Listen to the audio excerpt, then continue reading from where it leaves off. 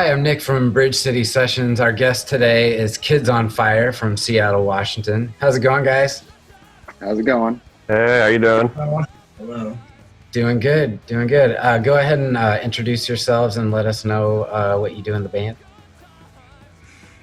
I'm Johnny, and I play guitar and scream out lyrics sometimes. I am Mikey. I play guitar and also try to scream out lyrics from time to time. I'm Kevin. I play drums. I mostly only scream out combined lyrics with other people. I'm Sid. I play bass and sing, I guess, sometimes in the background. Awesome. Good to have you guys. Good to have you guys. We're around now. Thanks for having us. Beer. So, what have you guys been up to lately since being in lockdown? You know, have you guys, any of you been working or just staying home? I've been working. Kevin's been working. Yeah. We've been deemed essential. Yeah, we both work in print shops, so if anybody wants something that you're going to have to do no matter what's going on in the world, go into printing. Apparently. Yeah. Advice. We're not. I still don't understand why I'm working, but I mean, I'm glad to be working. But Yeah, the only reason I know that I'm working is we make packages, like print boxes, and we have some food clients, so all of our other work has dropped off the map, but the food clients have doubled and tripled all their orders. Well, I mean, it's probably, you know, a blessing to be working and have some income. A lot of people, like myself, I haven't even been able to get unemployment this entire time or get any. I am just like completely screwed out of money during this whole thing. So, yeah, you guys are, you know, it depends on the way you look at it. Some people would rather stay home and enjoy that unemployment, but you know, right now I wish I was working. I mean, I'm definitely glad I'm working. I was definitely a little freaked out about the idea of going to work, though, just for safety. Yeah. Stuff. But I mean, they've been taking. It seems like they've been taking all the proper precautions and whatnot and stuff. So, but like that first week, I was a little apprehensive about going to work just because there's, you know, I work with like 50 other people on any given day, you know. Mm-hmm. So. Yeah, I was actually. Sorry, go ahead. Oh, no, I was done. I was actually just having this conversation with my girlfriend the other day because we're in exact opposite boats. Like, she's not working because she's a sound engineer, so she was one of the first people to lose a job, and she feels bad that she's getting unemployment and actually getting through on unemployment because so many other people in the music industry and events industry are not. It's not working for them, and they're not getting money coming in.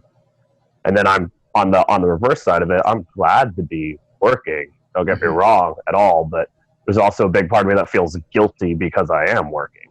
Yeah. Yeah. What about you, Sid? Are you at home? Are you working? I'm not working. I was teaching kids piano in elementary schools for an after-school program. But my wife is a sonographer, so she's been working through all this in the healthcare field.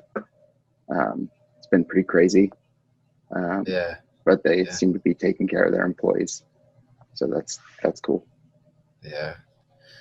So Johnny, your tattoo shop is doing some remodeling. Is that? Are you guys working on that during the pandemic, or is that just like in the works? No, just been, you know, I mean, using the time to work on the shop, take care of, you know, like little painting jobs and things that needed to be done, you know, before this happened, basically. Yeah. Obviously, like, you know, I'm very much out of work right now. But yeah, it's been gnarly. Like you were saying, man, I haven't been able to get unemployment either. There were, you know, small business grants going around, and I didn't get any of those.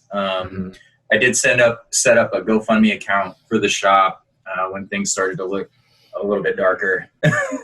And luckily, like, you know, I feel very blessed because a lot of people really chipped in and have really helped me to be able to roll through this. And so that we can open up when the quarantine starts, reeling back. So Yeah. You're saying none of the tattoo shops that you know. Yeah, like nobody I know that owns a tattoo shop has gotten any of the grants. So I don't know if there's like weird, favoritism or discrimination going on there. But there's so many different ways, I guess, people can apply. Whether you're self-employed or you're, what small business. Seems like there's so many different things out there, but as soon as one thing opens up, it seems like there's like a million people applying for it. So funds get exhausted quickly. For sure. And it's hard to keep up with all of it. So yeah, it's just rough. I don't know. I don't know how true this is, but I heard on like the morning radio show on my way to work, apparently there's a lot of people that are like scamming people that are trying to sign up for unemployment right now too. I heard something. Supposedly. I don't know. I didn't look into it too much, but I was like, man, I heard that on like the morning show on KSW and stuff. I was just like, that is low, man. Like scamming people right now who are not making any money and just trying to steal information. I think like, the main thing being everybody's going through it right now. Like everyone, whether you're like, a frontline person, you're having to deal with like being freaked out and anxious every time you go to work, to the people that aren't working, worrying about bills. And it's like, everyone's in it. And, I just feel really happy, that so many people, have been supportive and reached out just to say, hey, I hope you're doing all right or whatever. And, that's been really cool. I feel like there's been a lot of good community, like a lot of sharing of like, actual feelings about people, because you don't realize, that you lost anything until you can't see them anymore, Yeah.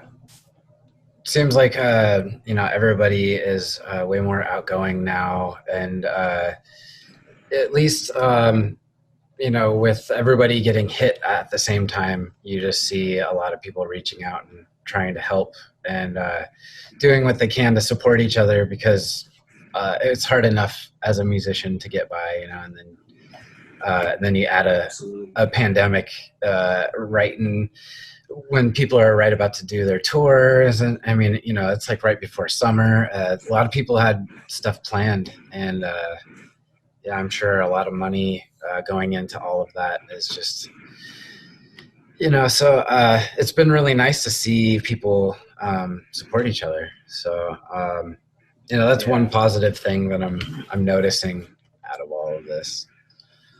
Yeah, I was kind of surprised by the amount of people, like when the band camp has done the zero processing fees days, like the amount of people that have just, we almost sold out of sweatshirts the last one they did a couple of weeks ago. And I know the first one they went around, there was a whole bunch of bands I had recently heard that I really liked, and I made sure to go out and spend a bunch of money online on their albums and stuff.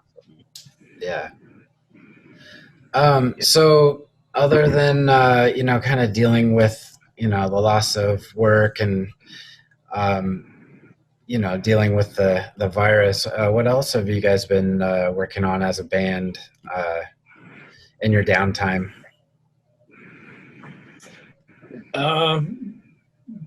We pretty much shift focus from touring or planning touring, since it doesn't look like that's going to be a possibility for, realistically, probably next year.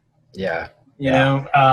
Pretty much shift focus from that to like writing new material for like new record, Yeah. So that's pretty much, I think it's been like the major focus at this point, just bearing down and write new songs, try to get a new, record going. Yeah. Yeah, we have sorry, go ahead. I was just going to say you have a music video that you've been working on, and that's a blend of footage by fans and probably other bands, and just singing the Rain City Forever lyrics and singing along to it. I'm going to be submitting something last second, as I always. I do that stuff. I'm glad you're doing it. Yeah. I have this idea. I already have it planned out, and I mean, I don't need to keep it a secret. I was just going to film myself playing guitar in the main room and singing along and playing guitar to it. So Yeah. I will. I'll have that uploaded to Doug soon. Sweet. Well, So- I think the only Bridge City crew person that has you beat is Jordan, but he's sending in all his footage via 4K footage, so it's impossibly big. Oh yeah, Jordan is a perfectionist. He is he's one of the, I guess, most helpful crew members on our team, because he just knows so many different things. And since we brought him on, he just he teaches other people stuff. He's really eager to learn stuff. And that new animation that we started putting on our videos, that was he put that together. He built that whole city and put everything together. And he's just super creative. He's awesome. Yeah, having him as part of the crew because we did our last video with you guys, the Cokes on Sunday, and that came out amazing. And having you guys and him on there as well, I think it just made the video next level. Yeah. No, he's always since we brought him on, he's been my my second person always on every video that I do, just to have that additional guy and additional footage. Yeah. So I would say, like I said, the main focus has been writing, but also, like you mentioned, doing the video for Rain City Forever, which I think Doug said up until he finishes it, he's still accepting submissions from people. So I'll make him forever at gmail.com. I have special privileges. I'll make him add my footage. And that, and then just working on new merch ideas and stuff like that. I saw that one that Johnny posted. It's black ink on a white background. So far, before you probably put it, reverse it or whatever. But it looks awesome. Yeah, we got.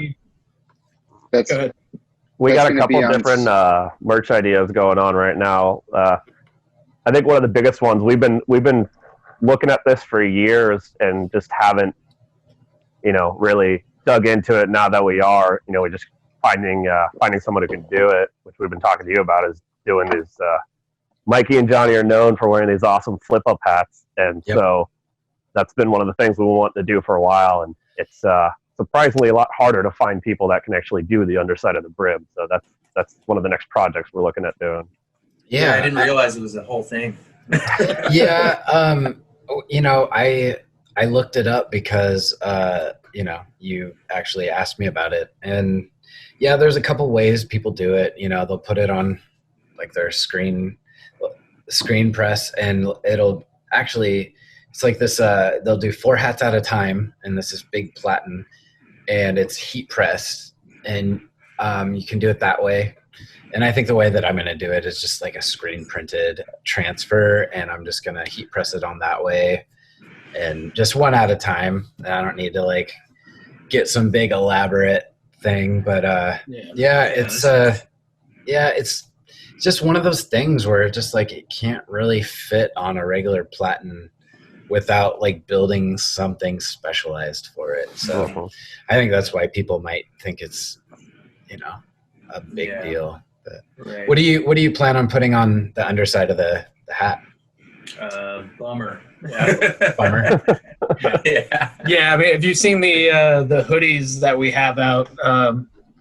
It's a skull with, shockingly, a flipped up hat, and the hat says bummer. So we figured we'd tie into that. Ah, gotcha. Do you have a new logo for the front of the hat? And we're talking about that. Yeah, we haven't drawn it up yet, but we got ideas. Well, that'll be cool. Brewing. Yeah, we got a couple different. You'll have to let me know when you get that, because that'll be fun to do. Yeah, dude, thank you. Yeah, the other thing we're going to be working on is we were supposed to be on tour in Japan in March, right when all this was kind of going down and all the lockdowns were getting really heavy, and so like 3 days before we're supposed to get on a plane. We pulled the whole tour. Yeah.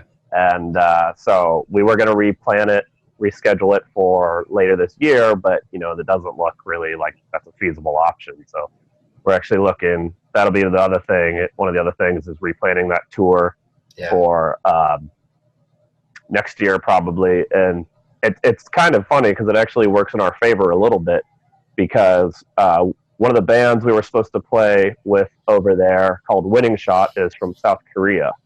And with the tour being pulled, they asked us if we wanted to do a split with them. And so we kind of got that in works to do a split between us and Winning Shot from South Korea, maybe later this year, 7-inch record. And then on top of that, because we're not going this year, we may be able to build into our tour in Japan and add a couple days in South Korea. Yeah, That's rad. That would be really cool. So making the best of it. Yeah. Yeah, the decision not to go literally came down to like the last second. Like it was literally super like rough. day. Yeah.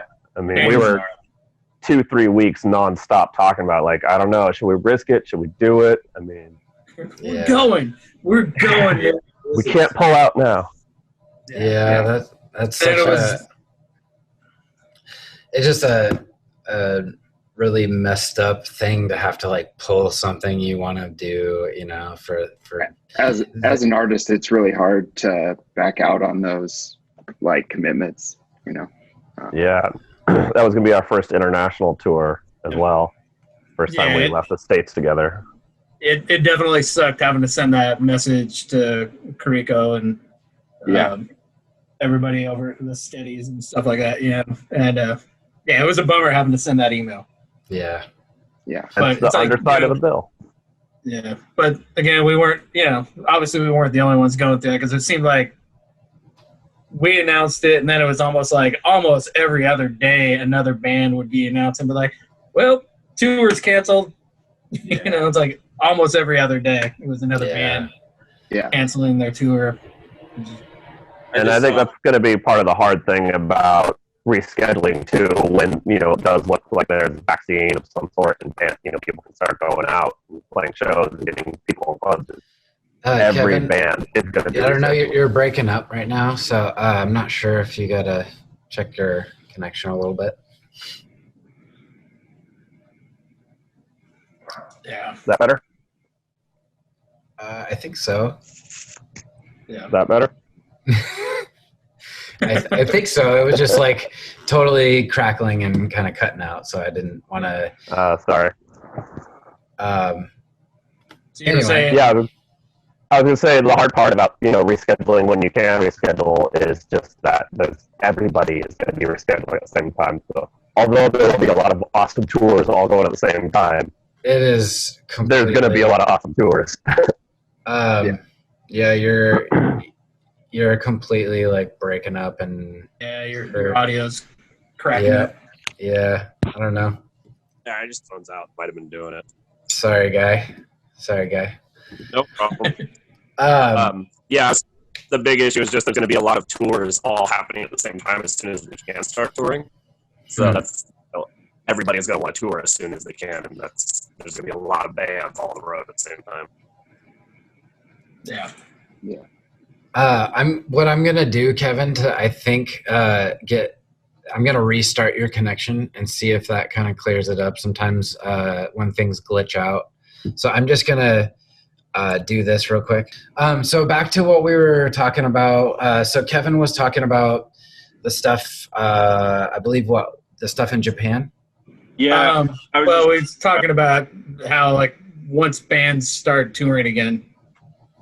Gotcha. Yeah, I was just saying that, it's, once bands start touring again, it's going to be awesome, because all of our friends and all these bands we had planned to play with or go see ourselves, are going to be back on the road, which is what everybody wants. But at the same time, there's going to be so many competing shows and tours, all at once, because everybody wants to be back on the road as soon as possible. Because a lot of us, who are adults and are, doing music for this long at this point, at least I know myself, I've been realizing with my partner, because she does audio, is like, we're at home, we got no shows to go to, no shows to play, no shows to work, and we're like, what the hell else do we do with ourselves? Like, that's all of our time doing.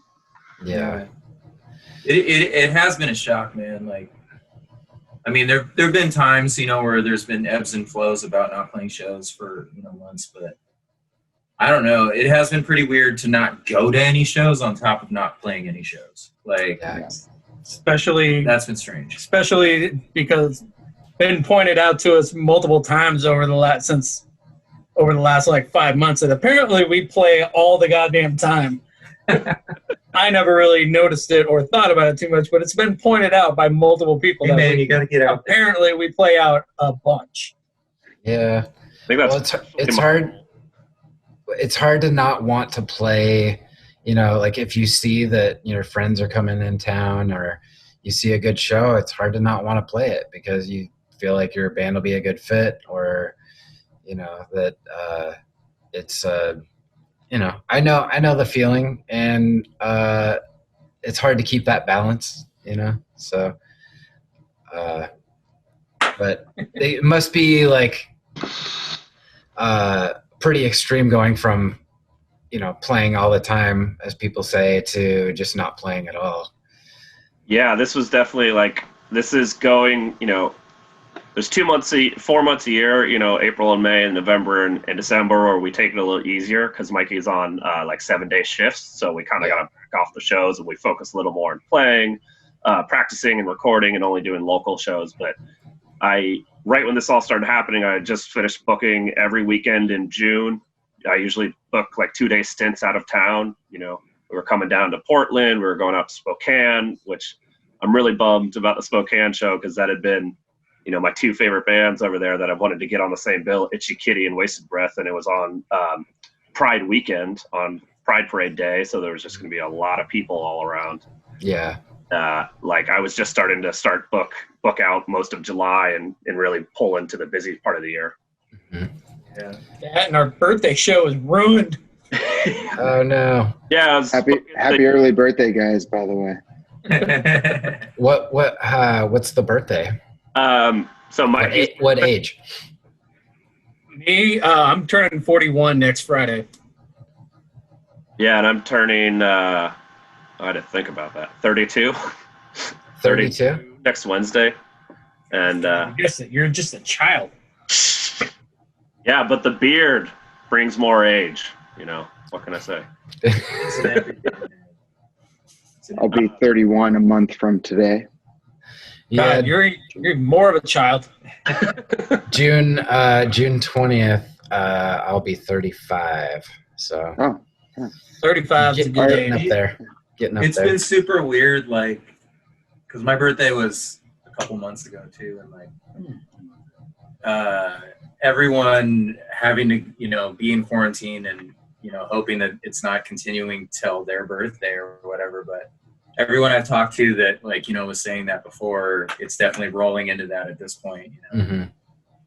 So yeah, it's funny because that was actually the first. I always go to Vegas for punk rock bowling on my birthday, and so this is the first year I'm not doing it, and first time I've ever tried to book a birthday show to top it off, and we had a Portland band coming up actually called the Wild Jumps, who are really good.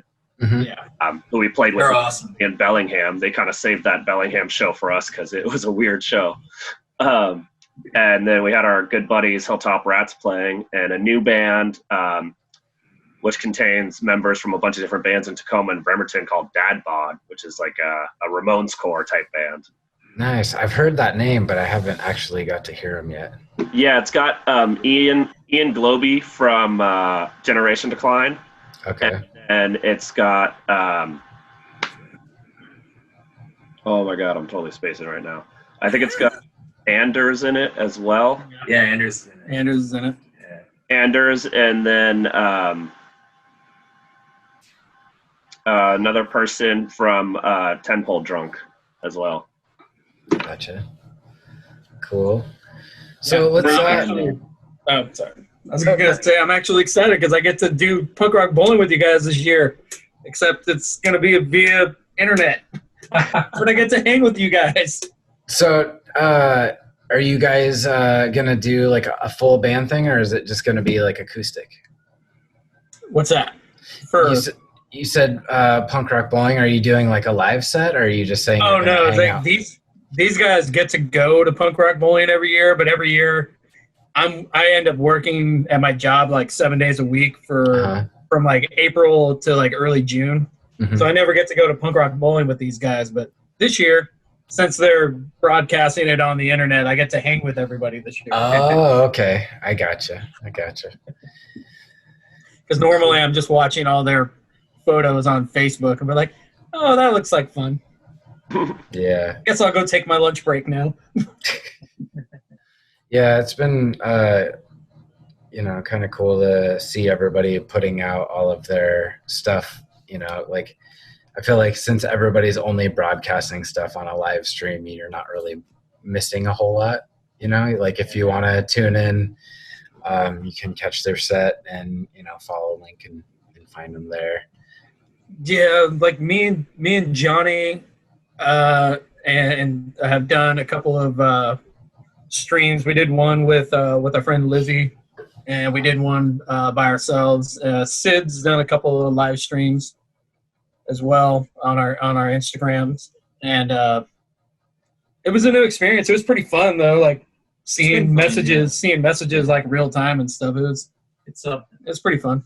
Yeah, I mean, it definitely filled the void of not being able to play. It wasn't quite the same, but it was still fun to like interact with people who were typing stuff while you were playing and stuff like that. So it was a nice virtual way to connect with your friends. I made sure to troll both of these guys while they were playing. Yeah. Yes, you did. Puns were non-stop, man. Yeah.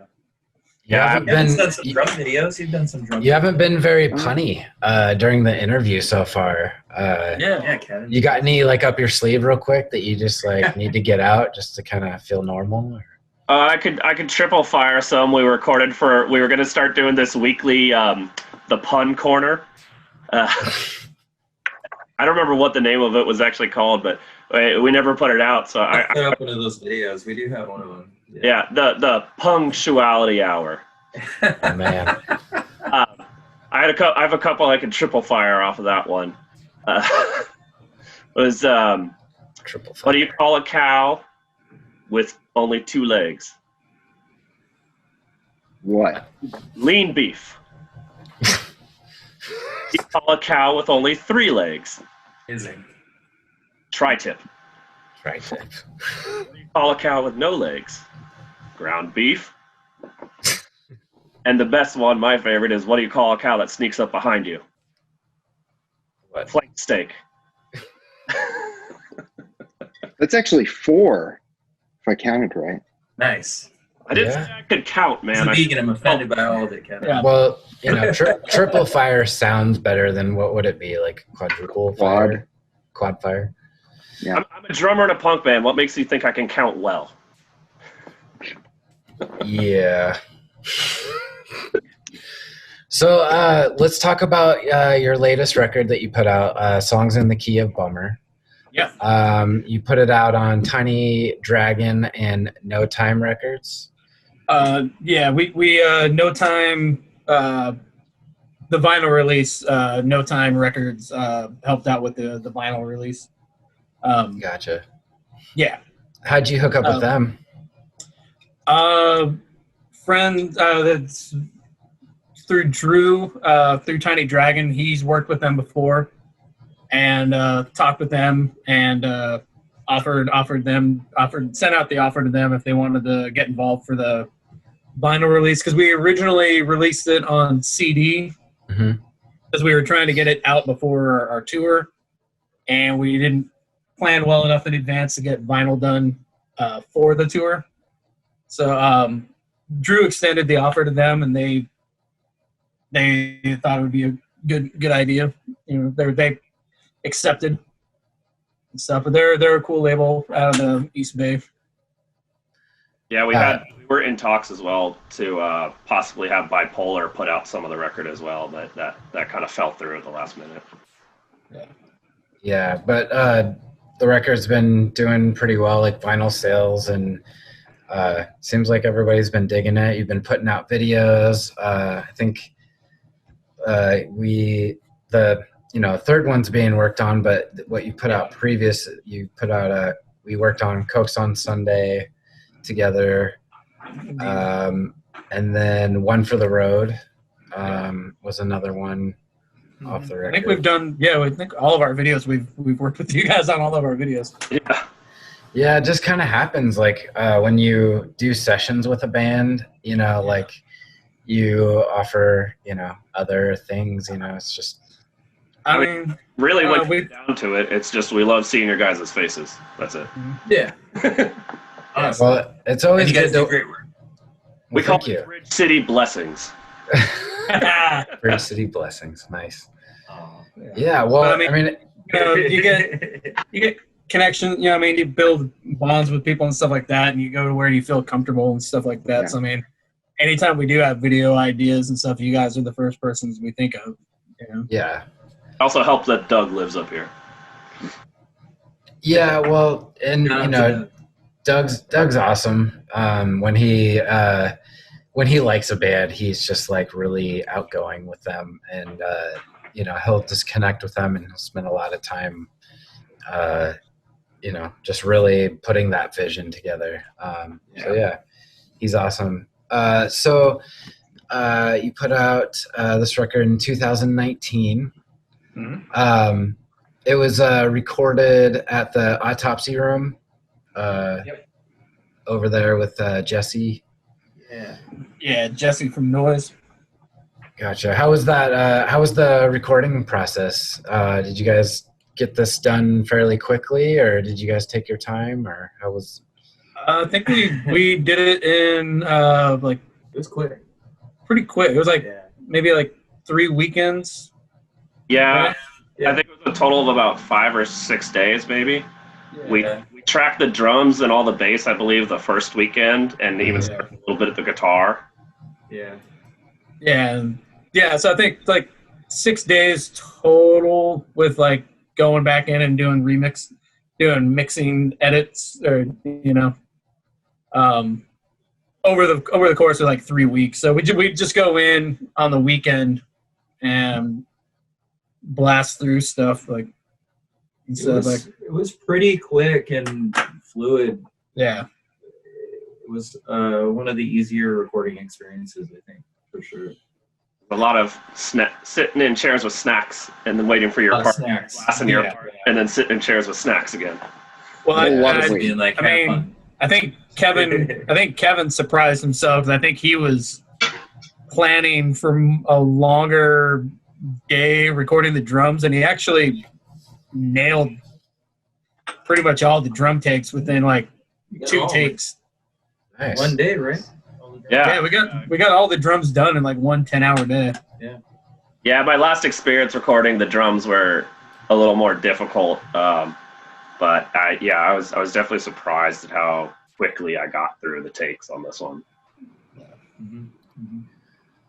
So on this record, it had your old bass player Paul do all of his bass parts, and then how long after you guys put this record did Sid come along and join the band?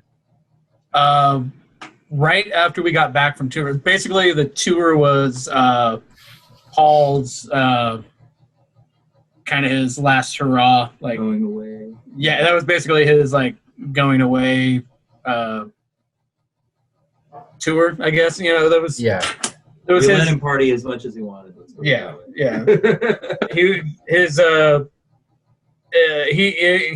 It was his decision to kind of step away from the band, and he wanted to do the one last tour and kind of that be his finale and stuff. And then pretty much we had met Sid a couple of months before we went on tour. We played a show in Spokane with his band, The Emergency Exit.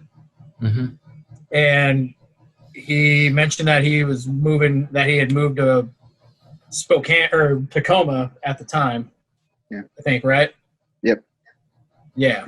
And so we basically made plans to meet up And he jammed with us for a couple of months before we went on tour to start getting used to the set and learning the songs, and played one show with us before we went on tour. Yeah. But pretty much right as soon as we got back from tour, it was he jumped in and took over on bass and started playing shows with us pretty much right away. Yeah, Yeah, I mean, oh, go ahead, Kevin. It was, I was surprised. We wanted to make it as fluid a transition as possible, so we didn't have this time where we were stagnating, waiting to get someone up to speed, and it worked out really well.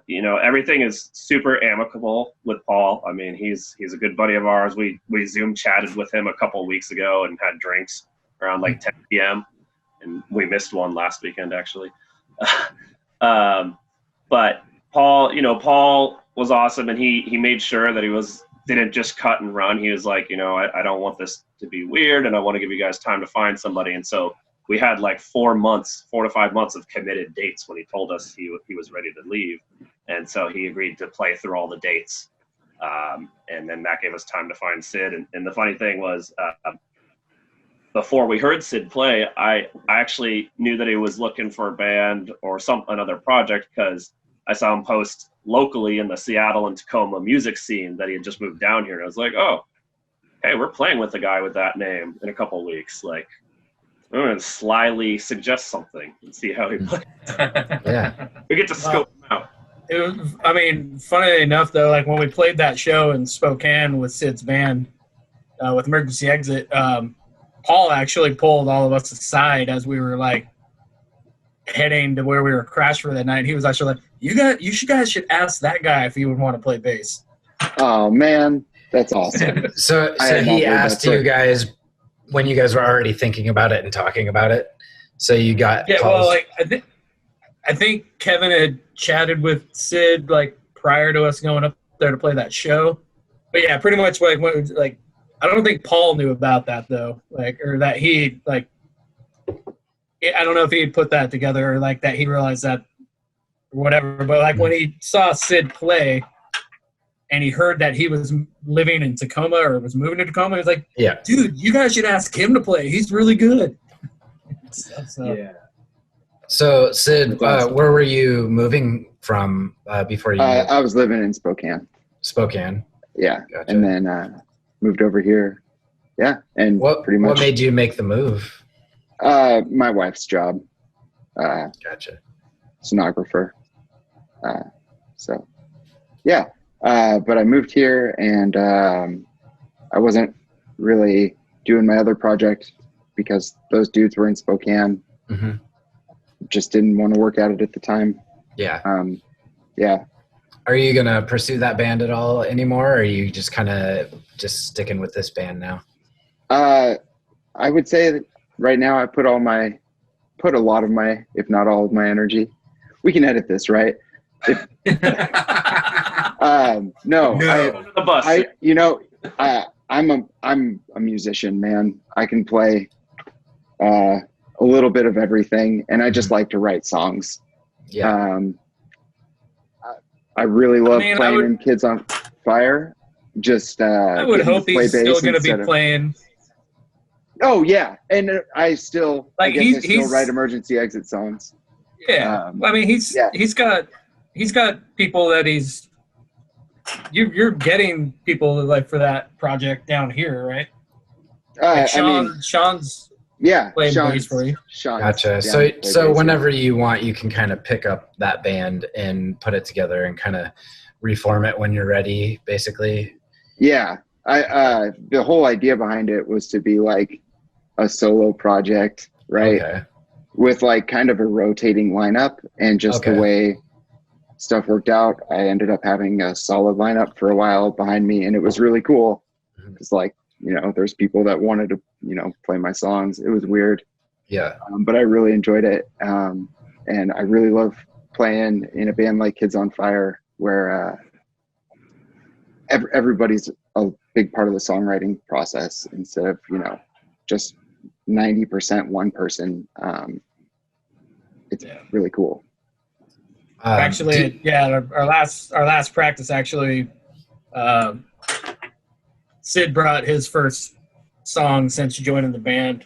Mm-hmm. Since we're like kind of writing for the new record and stuff, Sid brought his first like song that he wrote and stuff to the band. So we're working on one of his new songs like right now for Kids on Fire. Yeah, and I think Paul was in the band, previous to this band for a second. So we've been playing with him for a long time. So those were big shoes to fill, and it's always a weird transition to bring somebody else into the fold and whatnot. But Sid is a fantastic bass player. He's a great songwriter. He's a good dude, and like it was a super easy transition. And then to have like Paul, be like, I like this dude, that made it even easier. So we didn't have to stop because our momentum was going pretty well, and we didn't have to slow down at all, really. So. It was really cool coming into this band. I'm really, I am super grateful to have filled Paul's shoes to the best of my ability. So, and joining this band because you sing, for your other band, are you going to be doing a lot more vocals? Do you think you're going to take any lead vocals for any of the songs, or are you just kind of just backups? I might take a couple leads, but I really like Johnny and Mikey's voice. I don't know. That's one of the cool things having Sid in the band is like that there's the possibility of having a third voice in there, because I like bands like that have multiple vocalists, so there's like a different flavor going on for various songs and stuff like that. So having Sid in there, being that he's had experience being a frontman, and stuff is good. Like the new song that he brought in this week, he's going to be taking over like primary vocals on that part, and me and Johnny and Kevin will be jumping in on little bits and stuff. So it's just cool. I like those kind of bands that have like multiple vocal options and stuff. So. Well, and it'll bring that was immediately something I liked about Kids on Fire when I first saw them, was the two vocalist aspect. Yeah. I really think that's cool. Yeah, I'll be interested to hear. Obviously. Sorry, dude. Yeah, obviously. Oh, you're good, dude. No, I was just gonna say, like, I think it's a strength that we have, that we are able to. There is no, singular front person really. And like we're like. For instance, like one of the new songs that Johnny brought to the table, like he had a song idea that we're working on, but he didn't have any vocals, and like Kevin was actually like, hey, do you mind if I take a stab at writing the lyrics? And so Johnny like basically gave Kevin the reins to do that. So Kevin wrote like the lyrics for this new song that we got going on. So it's a pretty fun like thing like we got going on, especially with these new batch of songs, where a lot of the songs from the last record, half of them were new songs and half of them were like songs we've been playing for a while. So it was a lot of me and Johnny influence on stuff. Like the newer stuff, like Kevin had his influence on like the drums and some vocal, like background, like vocal stuff and stuff. But like these new songs, everybody's got like ideas that they're throwing in there, so it's pretty fun for like these new batch of songs that we're doing.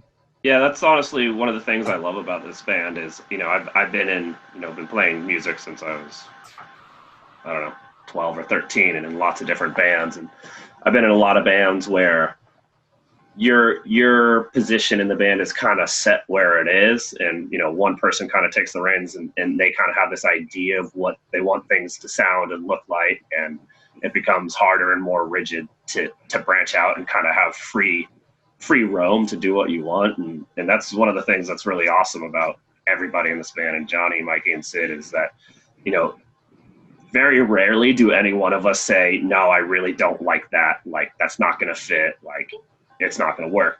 If anything, most of the time we'll be like, if somebody says like, I really want to try and use this part or this sound, most of us will be like, all right, let's try it out. See if we can make it work, and pretty much that's one of the most fun things that I enjoy too, is we all get to basically, we are always writing our own parts. If somebody has a suggestion, we'll be like, okay, I'll try and mimic or recreate what you're asking me to. But otherwise, like, we pretty much have free reign to create it. And as long as, nothing sounds crazy or, just really bad in combination, like you pretty much get the freedom to do anything you want with your parts. Yeah. Yeah. And I think we've all been in projects where we've kind of been told, like what you said, and you'd be like, well, what if we did this? We're like, well, what if you shut up? It's like, okay, never mind. So and I think everybody's kind of in this project, in this band's got that kind of attitude where, like, if somebody's got an idea, it was like, I don't know, does that sound too crazy? And it's more like, fuck it, man, run with it. Let's get go wild, go fucking wild, man. Do your craziest, like. We'll rein it. We'll all rein it in as a group if it's getting like too far out there, Yeah. And I don't think anybody's got such thin skin in this project where like anybody's like incredibly upset or hurt if somebody's like, I think it's better the other way. It's like right. There's actually like one rule: nobody's allowed to wear a tie. No ties. No ties. Because that would tie it all together, and that's just not okay. I knew it. Yes, that one was spontaneous. Nice. Yeah. But that kind of dynamic, though, is going to make your follow-up record just more interesting, I think. Just the fact that you got another person in the group, and then, you guys are taking a different approach and open to other people's lyrics and vocal styles and all that stuff. It's going to make it pretty interesting. So I'm stoked to hear what you guys come up with. yeah, We'll have to. people like it. We'll have to get you back in for another session. For a third session. Definitely gonna happen. I mean, we've already kind of been talking about when we have stuff ready to record, about coming down and recording with Chris and stuff down there. Yeah, it's so easy, and we'll treat you right, and it's I mean, you're talking like you have a choice in the matter. It's going to happen. So. Well, I like having bands here because I'm always here. I like hosting. I like hanging out with the bands and getting B-roll footage and whatnot, and it's always fun for me to invite bands here because it's kind of become like a second home to people. Even when they're on tour, they'll just stop in, and like the Lucky Aegis, they stay here all the time, even if they're not playing a session. They just it's like their spot. So yeah, you've set us up many times. Half the time we come down to Portland, we stay with you. So yeah, it's fun. It's part of the reason why I love doing this so much, is because like the hospitality that I get to give the bands, and like that whole connection that you have with the bands when they're here performing, and knowing that the final production's going to be like what the band needs. And I like the whole role of working with bands. It's pretty fun. Yeah. So like I said, we'll definitely be coming down there for another session, but also more than likely coming down to like actually record the album down there too. So I was just curious, like, what are some of your guys' influences, like growing up or just as a musician? Like, what do you guys think is some of your main influences? Mikey's staring at me. I don't know, man. That's always such a hard question because obviously, I think, we all listen to lots of music. But I mean, if I had to say a few things, like, I don't know, like early Green Day was really big for me. Rancid, obviously. I don't know, bands like the Pixies, the Gits, Nirvana. I listened to a lot of hip hop when I was a kid. I mean, it's all over the place, but definitely like mid 90s or early 90s pop punk out of the Bay Area or Southern California definitely had a huge influence on me, for sure. So, yeah, I mean, I'm kind of weird because like when I was younger, growing up, like my influences were not punk rock at all. And like I was more like a metal thrash kid when I was younger. You know, like I mean, neither of this band wasn't metal or thrash, but like my favorite band growing up for like, and still is like Faith No More and stuff. And that's not very punk rock, but you know, it's like punk rock. You have a Yeah. vocal style that fits so perfect for pop punk. So how could you be a metal thrash guy all these years and not, you know, discover I this was like You don't hear the riffs he plays in practice. I mean, it's like my introduction to punk rock is not a cool. It's like I grew up in a small town, so like my introduction to punk rock was like in the mid to late '90s, like with like Pennywise and stuff like that, and like and finally like Rancid, which I think that's a lot of people like my age. I would like, say yeah, that's pretty close to stuff, my. you know? And then like somebody introduced me to Bad Religion, and I was like, oh, I like that a lot, you know. So like for like punk rock, like Bad Religion was like a big thing for me. Like when going down when somebody had handed me like Suffer, and stuff. But like but before that, it was like a lot like Faith No More, like Sepultura and Pantera, and like metal bands like that. And I mean, before I got into punk rock, it was like, you know, hip hop and like thrash, Metallica, you know, Suicidal Tendencies.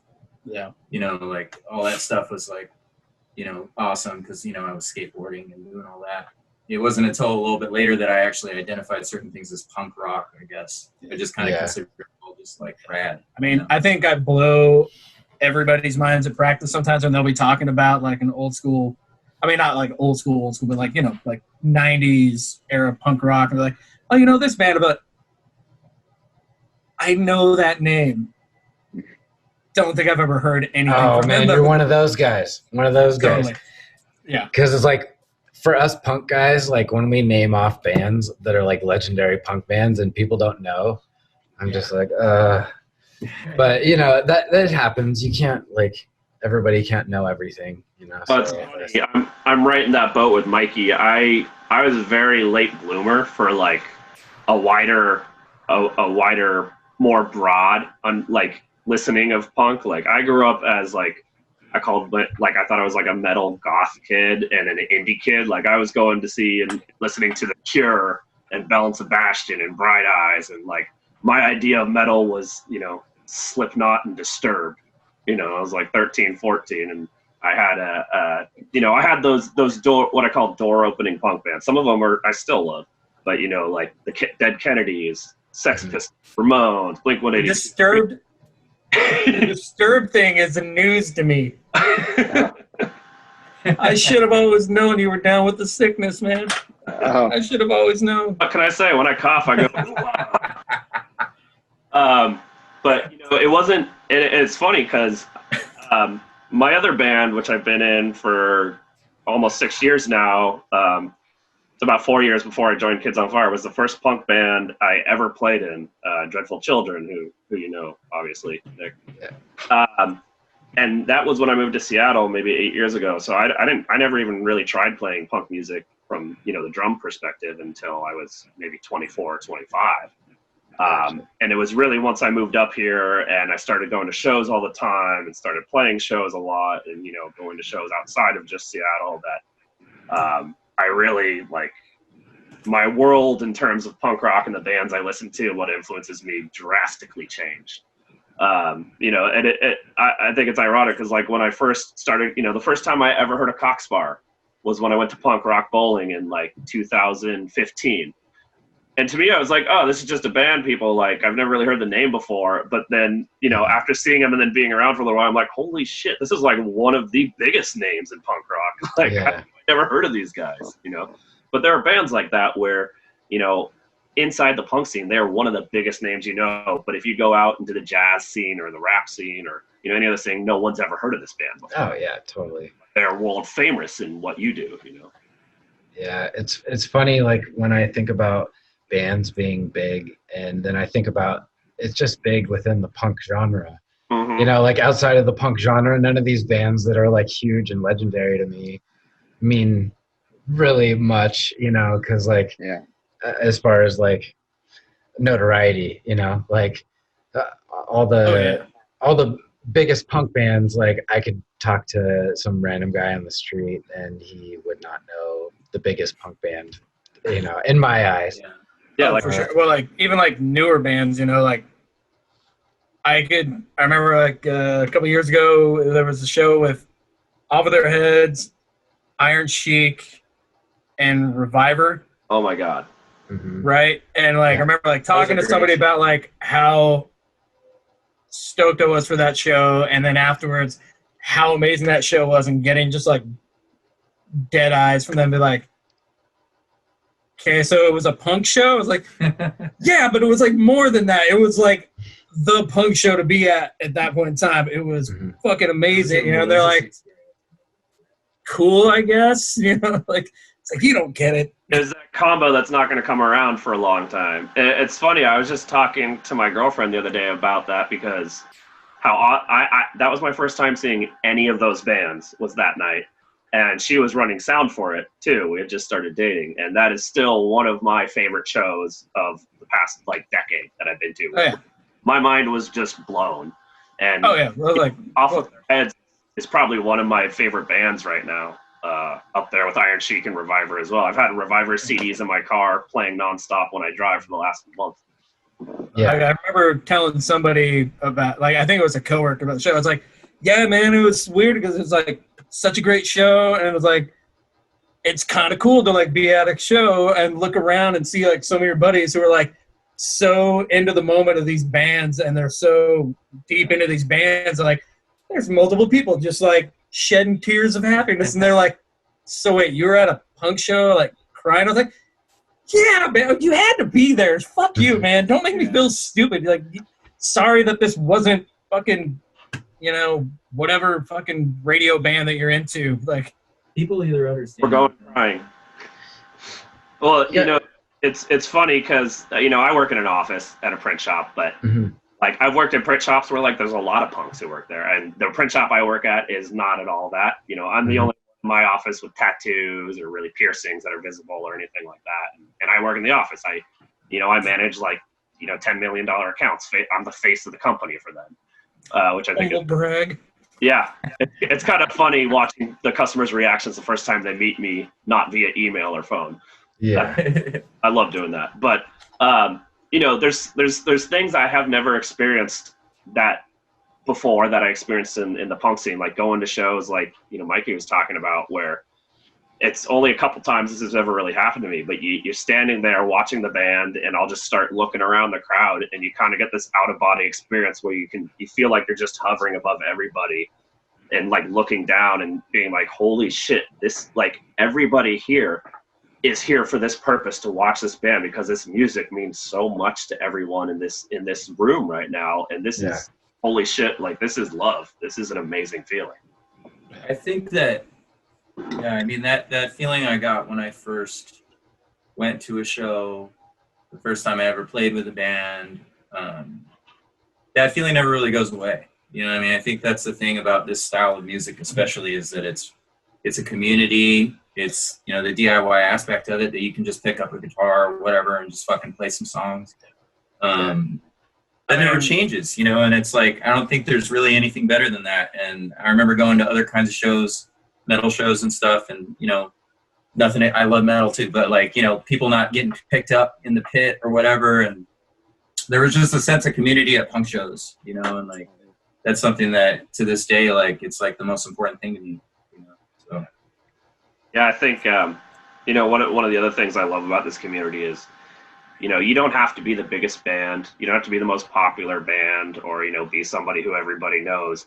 And you can still get on shows with bands that, like, there's some bands I did listen to when I was, not super into punk, that I still listen to, that I never in my life thought I'd be able to share a stage with them. And like last year with our record and with touring, like, I got to play with some bucket list bands that I never would imagined I would have been playing on the same stage as they played on the same show regardless. And, one of the awesome things about the community is this could be your first show, your first couple shows, your 100th show, but you can still have an opportunity to get on that stage, you know, and play with those bands that you've listened to since you were little.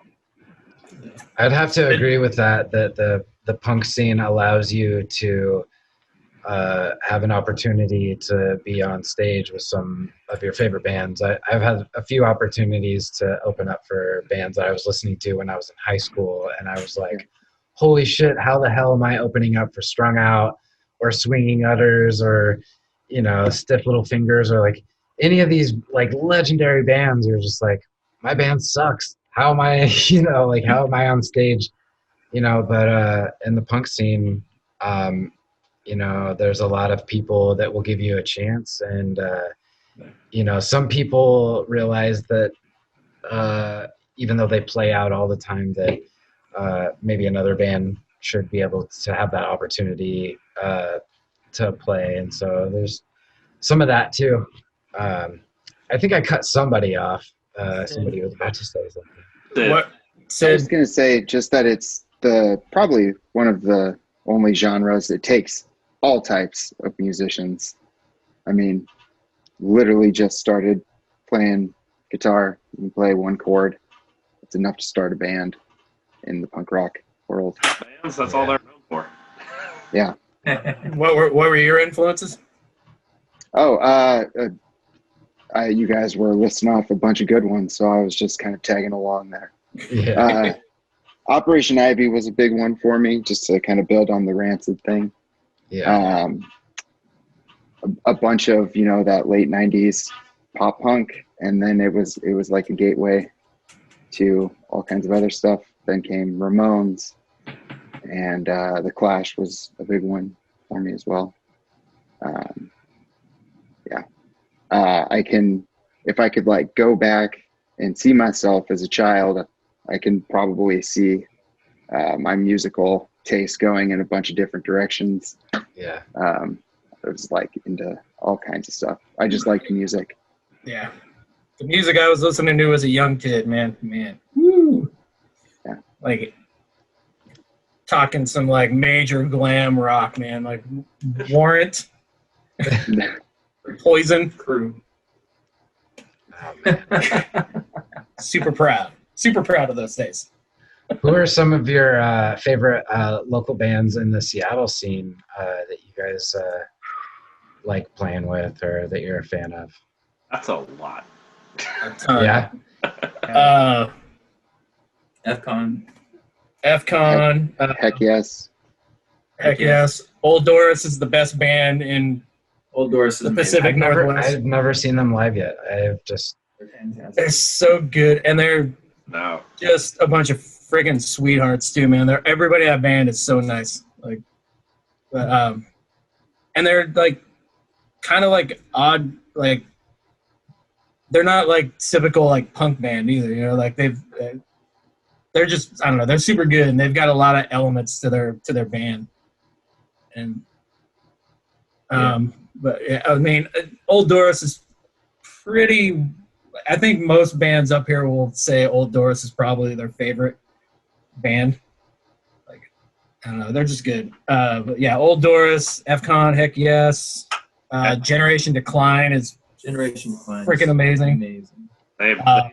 They're not even normally my type of music, but like their band is amazing.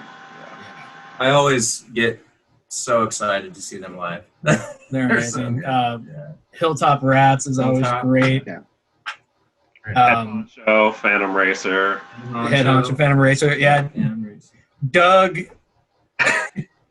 oddly enough, like he's one of those dudes. Like, I think the first time I saw Phantom Racer, it was just like watching him play guitar. I was like, yeah, I've seen enough of this, man. I feel crappy as a guitar player already. Like I'm, like, God damn it, dude. He's And surprisingly. plot twist, turns out he's good at everything. Yeah, it's like- he's surprisingly like got a lot of energy too. Like when you meet him, like he's outgoing and he's really nice, but on stage, you know, he just has this like energy that you wouldn't really expect, and he's really fucking good. He's just. Yeah, it was like I first met him, I was like, oh, so you do video editing, you fucking kill it on drums, and you shred on guitar. I play like 4 freaking chords, man. God damn it! Like, I feel not great about myself right now. But, Definitely not tell Doug about let him watch this because this is definitely going to be a We Love Doug fest and his head's going to get too big. Yeah, hey, no, Dougfest we'll doesn't cut this happen out. until August, man. Oh, That's true. We did actually play a show at Lucky Liquor, what was it, last year, and every single song we dedicated to Doug before we would play it. Oh wow. This song's about my best friend Doug and it's awesome, and how we got drunk and sang on a cop car and then made out later. Oh my gosh. Yeah, well, he'll definitely appreciate this. Yeah. Throw's awesome. Yeah, not just like here, but yeah, like Throw is amazing. The Drown. My life Grounds. is white. My Life in Black and White. Wild Jumps are great. Haven't seen them in a while, but so I'm looking forward to seeing them again soon. Yeah. Lucky Egypts, they're not local, but Lucky Egypts. Wasted Breath out of Spokane. Wasted homies. Breath. These guys are awesome. So Skunked Rare as well. Itchy Rebels. Kitty, The Fist. Spokane. Oh, You're- it's you kidding. Right. Yeah, Year of the Fist. I think you're interviewing them next, right? I actually already talked to them. Oh, you did? She I think Squeaky is all of our heroes. is man. my guitar hero. Yeah, she's amazing. And Kyle, I love you. If she could like bottle up her like energy and sell it like as an energy drink and stuff like that, like she is Yeah. the most amazing front person ever. Like, she's awesome. Yeah, she is surprisingly like another one of those people where she, off stage, you wouldn't think that when she gets on stage, she's just going to go ape shit, but she is just Yeah. full of energy and very like, it's just powerful. I like watching her play, and like the sessions are like, whoa. So Well, it's like front people like her and like PJ from Head Honcho. Like, mhm. I think every Head Honcho show is like, that dude doesn't stop moving. Yeah. So, There's also Disorderlies. Disorderlies are freaking amazing. He's awesome. I'm not going to plug my other band. Dreadful Children. Yeah, I was just actually thinking, like, how is everybody in Dreadful Children? Everybody doing in that band? Are you doing anything with that since all this? Johnny's actually living down in your area. Yeah, Johnny moved to Portland back in January. So he's been looking. Well, before this all started, he was looking to start a project down there as well. Yeah. He's kind of on a little bit of a hiatus right now because it's hard to meet in person and do stuff. But once things open back up, I think he'll be starting a Portland project, I believe. Liz is obviously she has her other band, Disorderlies, as well. Mm-hmm. And she does her solo acoustic stuff sometimes. And I'm obviously very busy with Kids on Fire too.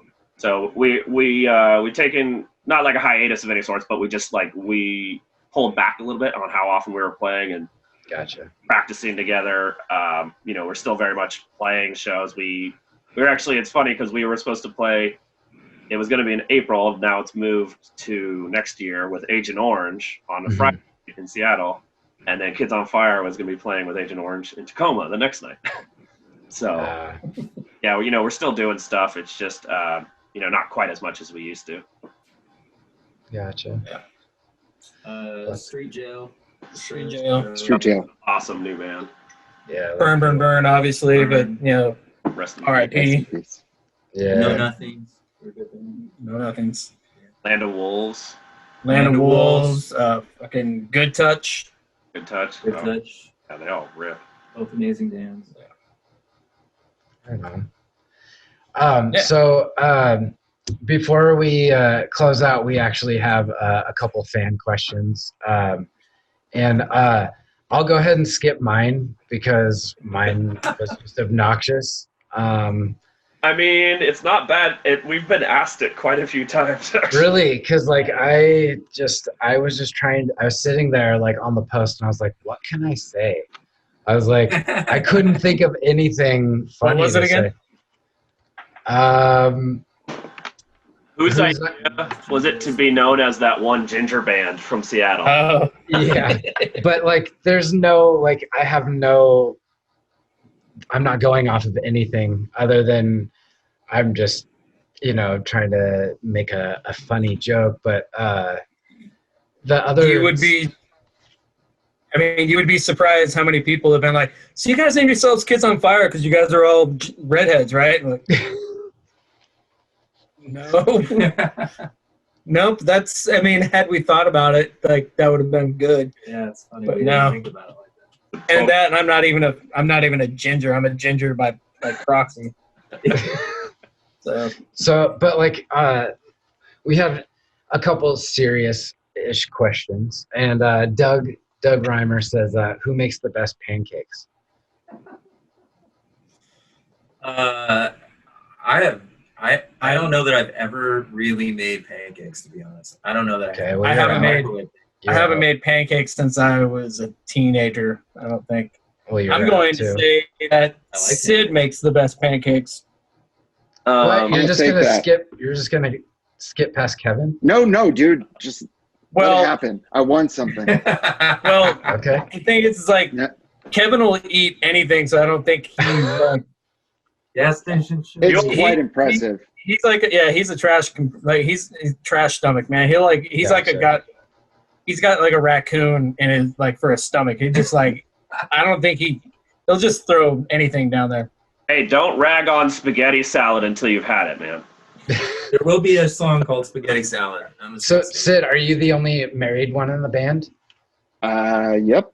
Yeah, so I you're think so. kind of You guys aren't We're- married, are you? We're married to this life. Yeah.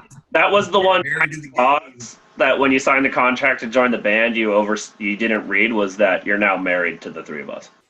Oh, yeah. So, yeah. well, that Like- goes without saying. You Or join a life. band. Yeah. So I guess I'm married twice. Yeah. Married to the game, son. But what I was going with that is that would probably be another reason why you would be making pancakes, because being either a dad or, a husband, you probably cook more than just being like a single. I actually do like to cook. I've always Yeah. wanted a forum to talk about how much I like to cook. So thank you for this opportunity. So let me tell you how I'd start to make some pancakes, guys. All right. Cool. So when we go on tour, Yeah. We're now making pancakes. I just take a little propane grill with me. Yeah. One pan. That's all you need. You're Yeah. gonna be making pancakes, making pancakes. Well, when you guys make come sure down, you make them vegan for this guy. Oh, we yeah. have we have a Star Wars waffle maker, so we can like make some pancake mix and Nice. put it in the waffle maker. All So right. when you come down. You go to the dark side of the waffle. So we answered that question. Cool. Mark Esquires says, "What's a word of advice from each of you to kids growing up in today's society?" Follow your dreams, kid. The more you know. I'm gonna go with the best piece of advice from the Mighty Mighty Boss Stones, which is question the answers. That's a nice one. I like that. I don't know why. Your fans want to know this stuff, so here we are. Yeah, I would. For any young kid, yeah, I mean, follow your gut, man. Like, listen to your gut. Don't try to be told anything by anybody else. If you like, don't be led into doubting yourself based on other people's, preconceived notions and, Yeah. find out for your, do the research yourself and find out for yourself whether it's something, whatever anything is for you, and don't take things based on other people's crap or, their outlook, Yeah, makes sense. Yeah, my thing would be it's kind of in a similar vein, but it's don't let if it's one thing I've learned from being somebody who says puns all the time because that's just how my brain is broken. It's don't let other people try and force you into some mold if it doesn't feel like you. If you feel awkward and you think something's awkward, so you don't want to do it because you think other people will think you're weird or not fun to be around, then they're not people you want in your life. You know, if you're going to be awkward, embrace your awkward. You know, that's you really truly find some of your best friends and some of the people closest to you are the ones that, you know, connect with you on that level and don't judge you because you say something out of turn. Or, you know, when I was a kid, I always got movie references wrong and song references wrong. I would say the wrong quote and I would get made fun of all the time for it. And, Yeah. you know, I had to just tell everybody, like, all right, if you don't want me around, keep making fun of me. You know, if you want me around, then shut the hell up. Yeah. A stupid fucking quote that I got wrong, and we'll both laugh at it. I do it all the time with the band. I get quotes wrong. It's endearing, man. Yeah, I don't know. I would just say, like, you know, life is short, so do the things that make you happy. Really, I mean, I think a lot of times we get caught up with monetary, you know, material worries, you know, but in the end, it's really just the experiences that you have and the choices that you made, you know, and not hating every single day that you get out of bed. That's most important, you know. So do what you want that makes you happy. Be with the person that makes you happy, you know. Do those things. Yeah. So. It's good stuff. Rowan Chamberlain, if I pronounced that right, she said, "What kept you together for so long? What's the secret to not giving up?" I would say for our cases,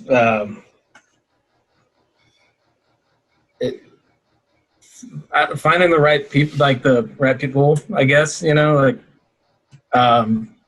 me and Johnny have been playing music together 15 years now. You know, haven't gotten tired of each other yet, you know, just because we're close, you know, as friends and stuff. And you just gotta, I mean, it helps to find that with other people that you're doing any kind of creative venture with, you know. And like meeting Kevin, like we met him years ago, you know, and then but him coming into the band, he's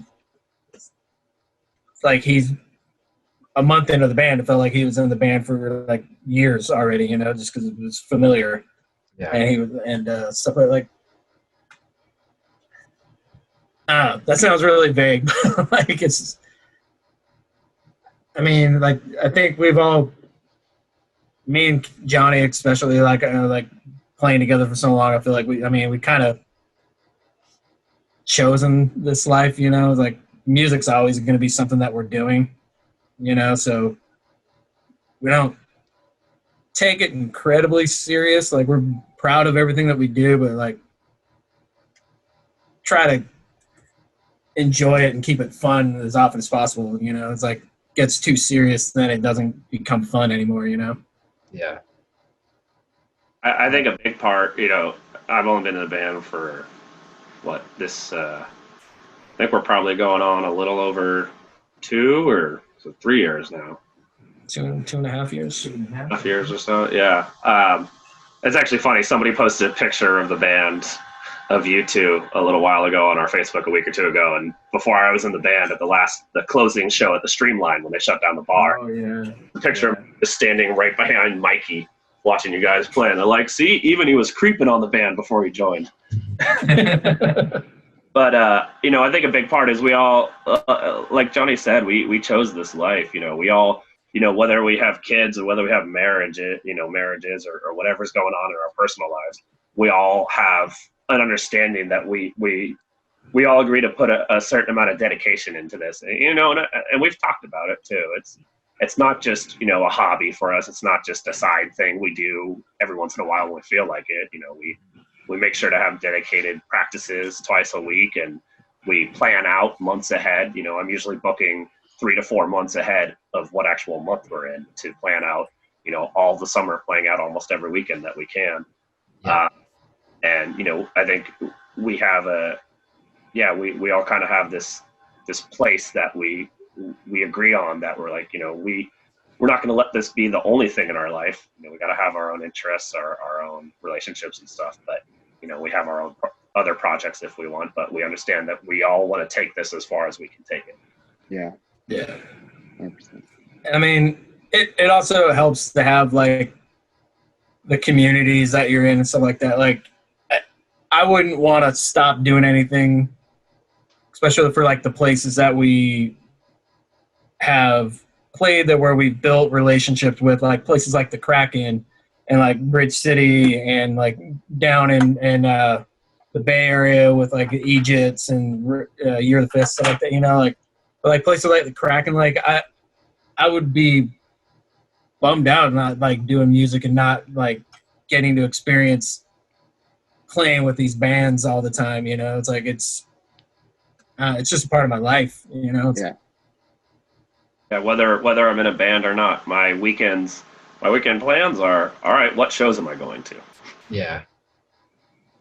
Yeah, it's weird to think about what life would be like if I didn't have punk rock, you know, so at such a young age. Like I think about like, what would I have done? Like, because as soon as I got introduced to the punk scene, it probably took, you know, a year or two before I started picking up a guitar and started like wanting to do it myself and make that like my life, a part of my life. So yeah, it's crazy thinking about that. So before we go, I was just curious if you guys had any anywhere you wanted to direct people to, like if there's anybody in need any help, or if it's, you know, if it's your own you know, merch links or Bandcamp, but if there's anybody you know that you'd want to kind of direct people to help out. Well, I mean, in our band and stuff like that, one place you can go to help out would be this guy's tattoo shop.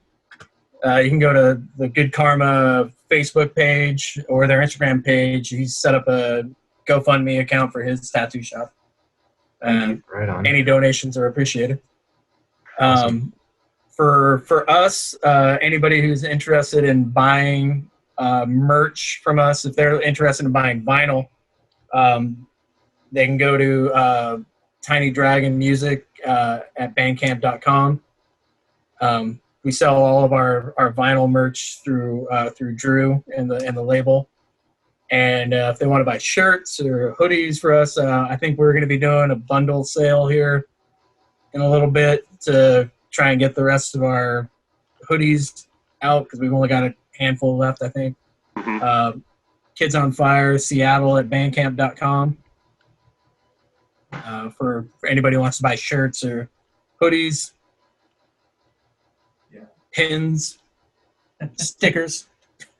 You can follow us on Instagram as well. Right on.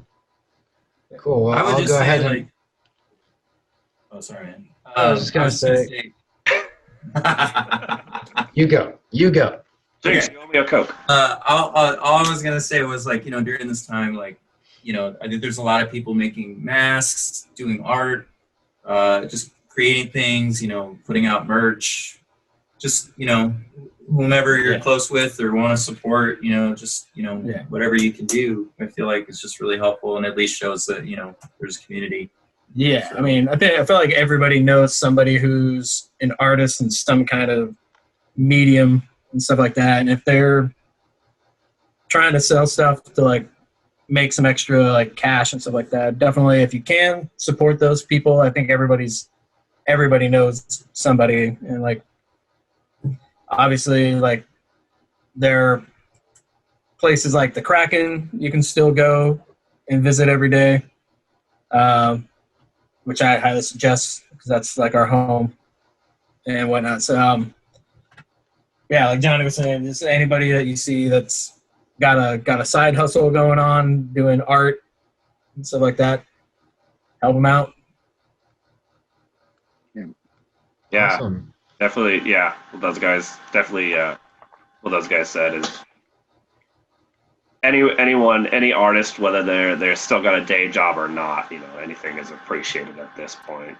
I got a friend who's in a band called the Pathogens down in the Bay Area, really awesome. He's he sews for a living, and he's been doing this cool deal where you send a koozie down and $10, and he'll turn your koozie into a mask. And so you can actually use it as a koozie and then unvelcro it, and it turns into a mask with strings for your ears too. Oh wow, that's pretty neat. I haven't heard of that. That's pretty cool. Nice. Right on. Well, it was really awesome having you guys, and thank you guys for being a guest. And yeah, looking forward to reposting your session, and I'll get all of your info and your links and the link to help out your tattoo shop, and I'll put it in the description. Thank you. And yeah, I'll be looking forward to talking to you guys soon. Cool. Hey, man. Thanks, dude. All right. Well, you guys take care and be safe. You too. Hey, dude. Thanks, Nick. All right. I'll talk to you soon. Bye. Bye. Bye. All right.